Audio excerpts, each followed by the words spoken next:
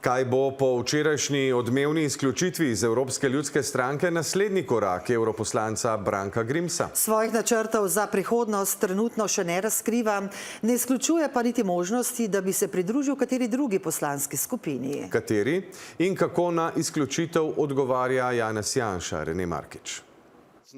Bi se Branko Grims, ki je po izključitvi trenutno del več kot 30 nepovezanih poslancev, lahko pridružil kateri drugi poslanski skupini? Da bom svoje delo v Evropskem parlamentu nadaljeval še naprej in da bom še naprej v Evropskem parlamentu z vsemi močmi delal za vas. Tako včeraj, danes po telefonu pa, da trenutno ostajajo odprte vse možnosti. Ne izključuje, da bi se v prihodnje pridružil kateri drugi evropski družini, denimo domoljubom ali konzervativcem in reformistom. Romana Tomce Grimsu pred dnevi sicer predlagala naj odstopi kot poslanec, s tem pa zaščiti interese SDS-a, medtem pa danes brez dodatnih pojasnil ali vztraja pri stališču.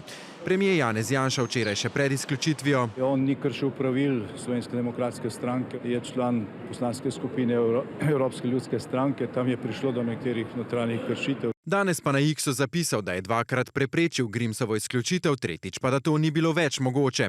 Po njegovih besedah težava ni v vsebini, temveč v načinu delovanja. Meni, da so znotraj skupine stališča nekaterih enako ostra, solistični nastopi zunaj poslanske skupine pa da otežujejo kompromise. Priznal je tudi, da Grimsova izključitev pomeni veliko škodo za SDS, ker zmanjšuje njen vpliv v EPP-ju. Kakšni bodo nadaljni koraki, pa je po moje potreben pogovor med gospodom Grimsom in pa vodstvom stranke. Pa menite, da boste še naprej zahtevali njegov odstop?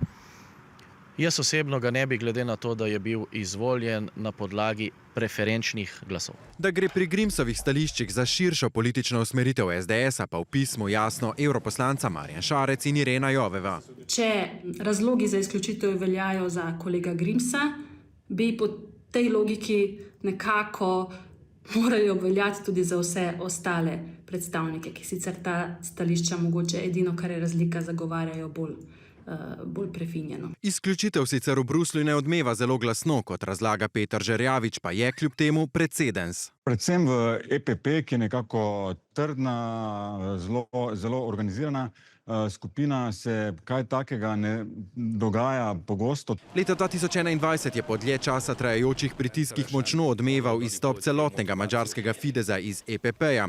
Evropska ljudska stranka je Grimsovo delovanje sicer omejila že januarja, Grims pa zdaj jasno, da bo kandidiral tudi na naslednjih volitvah.